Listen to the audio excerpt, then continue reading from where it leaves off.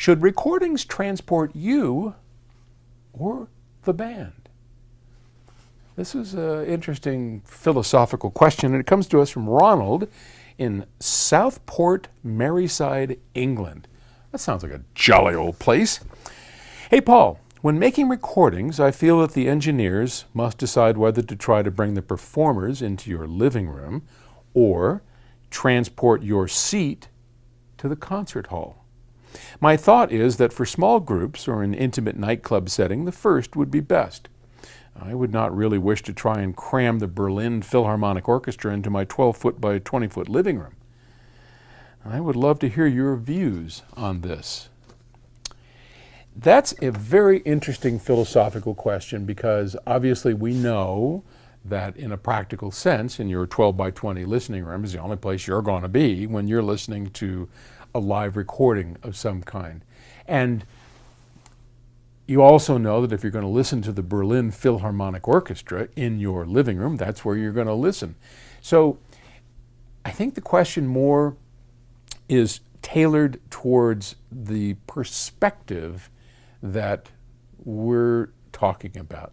So if we have a small group in a nightclub, we probably want a more intimate recording or perspective of the group. And a lot of that's going to depend on how the microphones are placed, how the studio, arranges the recording, the mobile recording setup, and you maybe don't have microphones as distantly placed as you would, so that you get that kind of intimate feel.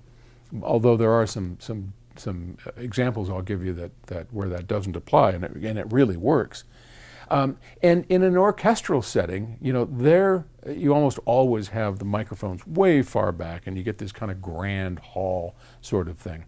So on my system, when I listen to the average live recording, I get that intimate feel of the musicians sitting in the room behind my loudspeakers, and I get that intimate feel. That really does work, and to your point, that happens.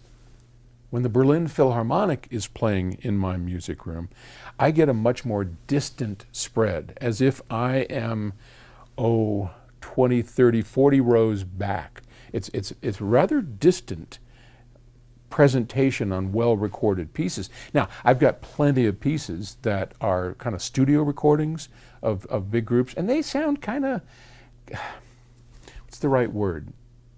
Again, you're trying to cram 132 musicians into your room, so it's very hard to put this into words of what we're hearing.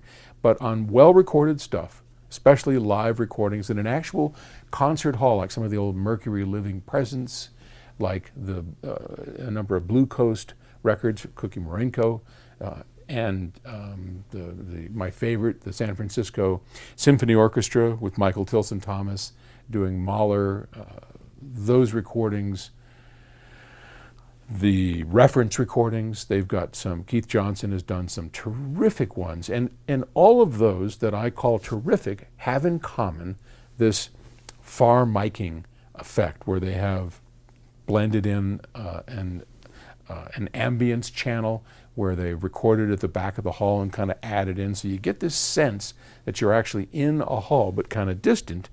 And then other recordings of smaller groups like nightclubs and things. One of my favorite being the Keith Johnson recording of Red Norvo, and the Red Norvo group, don't remember the name of the album, but if you look up reference recordings and Red Norvo, it's one of his better recordings, and I think one of his first recordings.